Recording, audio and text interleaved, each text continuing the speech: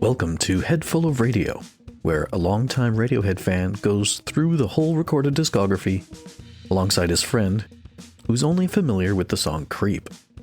Will we agree on the songs? Can I convert him into a fan? Let's find out. So we are on episode 3, which is the song You from the Drill EP. This is a love song of an obsessive nature that first was on one of their demos before. So the song lyrics are a little bit different here than they are for Pablo Honey. But interesting. When you hear the song live, this is sort of a really good song to hear live because Tom's vocal abilities are really high. Like holding the one note throughout a guitar solo is pretty great. So, yeah, let's get into You. Go!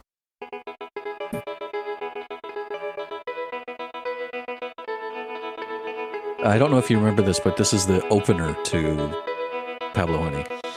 And it feels like I don't know if I'm being influenced by the YouTube thumbnail. Like all the colors, it's giving more like pop arty versus like voluminous of the not original because this is the original, but the one I originally listened to.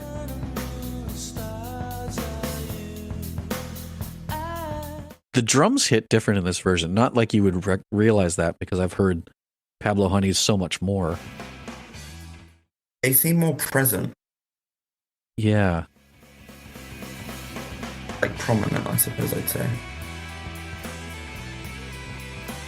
I do like that little bass slide every time I hear it. Yeah, I do like this song.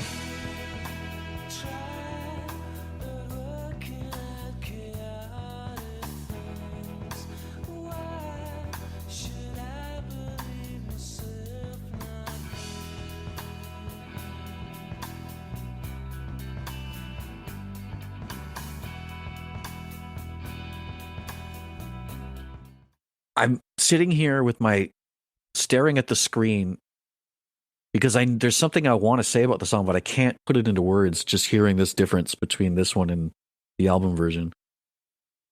For me, this is a reminder of sometimes how... Is it Adam, the lead? Adam is not one of the members, so it won't be him. Oh, here comes the big note, by the way. Here comes the big long note. Oh.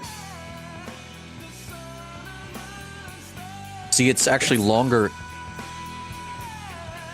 What, here or in the Pablo Honey version? In the Pablo Honey version, he just is singing a long note. Let's see.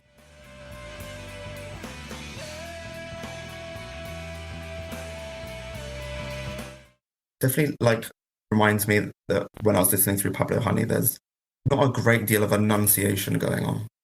Yes, that's true, yeah. I think it works for this song 100%. It's like a wallowing. Yeah, this one sounds a lot... I can hear him whispering there.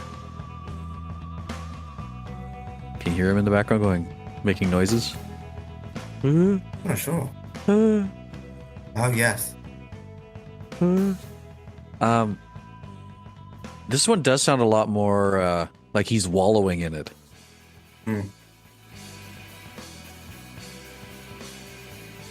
It does, without knowing that this song was an obsessive relationship kind of song, this one sure sounds a lot more obsessive than the Pablo Honey version. Do you think, this does have, more of a vibrancy and energy to it? Yeah. Yeah, I mean, I'm curious to listen to the Pablo Honey version again now.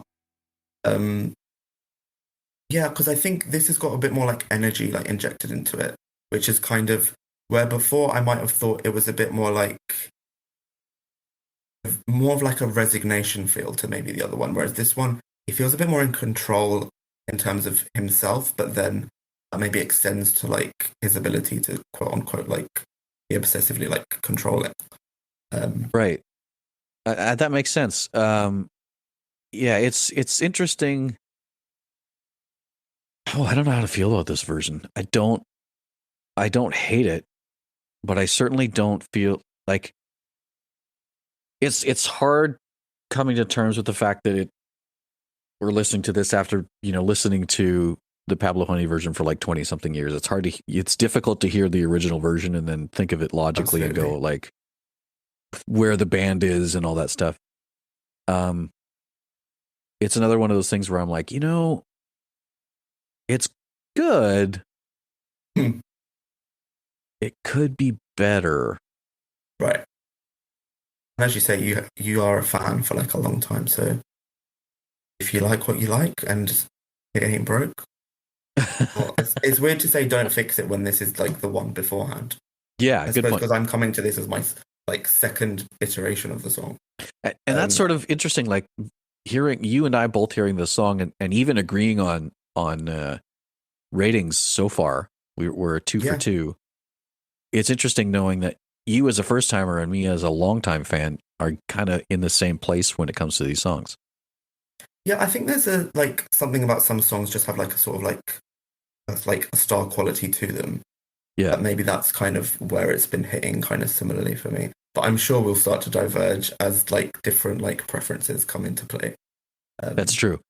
I can see, I think for the Pablo Honey version, I think it's the right song to open that album, especially with that really catchy guitar part at the start.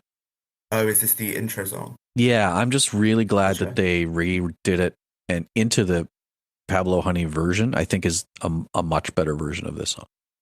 Oh, and absolutely, for what the vibe of Pablo Honey has going for it. Yeah. This would have not had the same, just opening for like getting you into what's about to happen.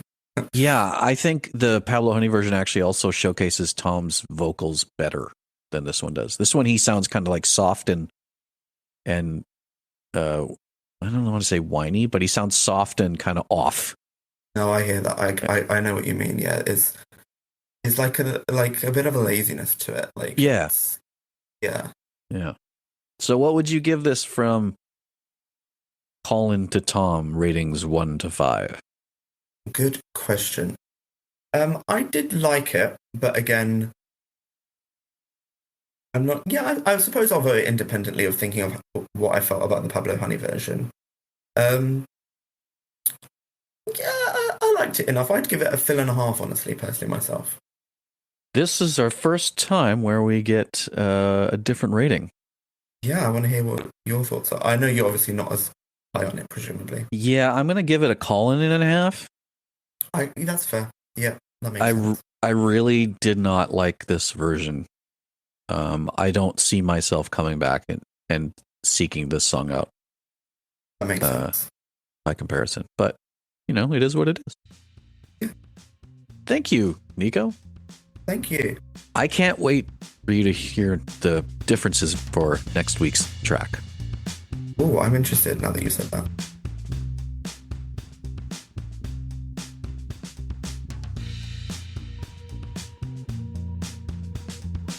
This podcast is recorded over Discord and produced by me, Floyd.